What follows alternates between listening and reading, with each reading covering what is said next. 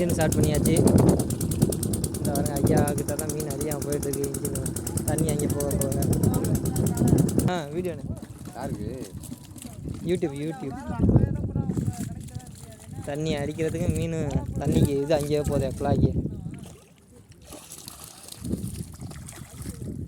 கண்ணை குடிக்க ஆரம்பிச்சுட்டா மீன்.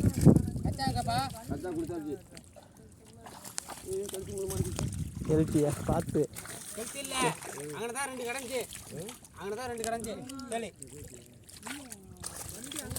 போட்டு உழப்பாதேப்பா போட்டு உழப்பாதே காலையில் உட்காந்துக்கிறது கால் நடக்க முடியாது.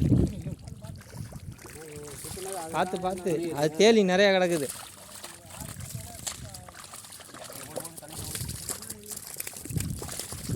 சேரு பறக்குது.